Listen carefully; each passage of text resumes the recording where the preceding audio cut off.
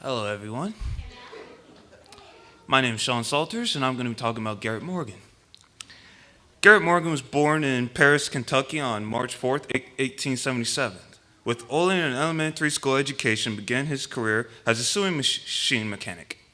He went on to patent several inventions, including an improved sewing machine, traffic signal, a hair straightening product, and a respiratory device that would later provide the blueprint for World War I gas mask.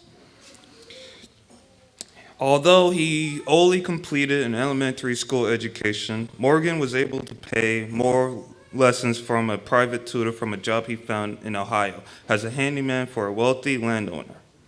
Learning the inner of the machines and how to fix them, Morgan obtained a patent for an approved sewing machine and opened his own repair business. In 1909, Morgan was working with sewing machines in his newly opened tailoring shop, a business he had opened with his wife, Mary, who had experience as a seamstress when he encountered woolen fabric that had been scorched by a sewing machine needle. It was a common problem at the time since sewing machine needles ran at such high speeds. In hopes of alleviating the problem, Morgan experimented with a chemical solution in an effort to reduce friction created by the needle and subsequently noticed that the hairs of the cloth were straighter. After trying his solution to good effort on a neighboring dog fur, Morgan finally tested the concoction on himself. When that worked, he quickly established the G.A. Morgan Hair Refining Company, sold the cream to African Americans. The company was incredibly successful, bringing Morgan financial security and allowing him to pursue other interests.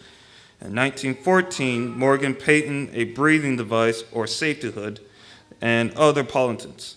Morgan worked hard to market the device, especially to fire departments, often personally demonstrating its reliability in fires.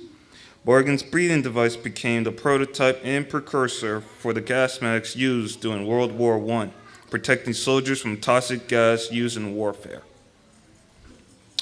The invention earned him the first prize at the Second International Exposition of Safety and Sanitation in New York City. The first black man in Cleveland to own a car, Morgan worked on his mechanical skills and developed a friction drive clutch. Then, in 1923, he created a new kind of traffic witnessing and carriage accident at a particular problematic intersection in the city. Morgan quickly acquired patents for his traffic signal, a simple version of the modern three-way traffic lights in the United States, Britain, and Canada, but eventually sold the rights to General Electric for $40,000.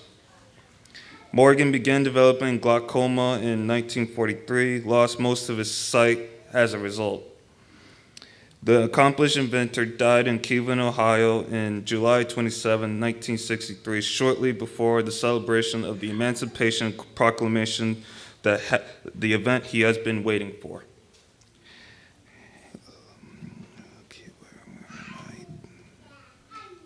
Just before his death, Morgan was honored by the U.S. government for his traffic signal invention, and he was eventually restored to his place in history as a hero of the Lake Erie rescue.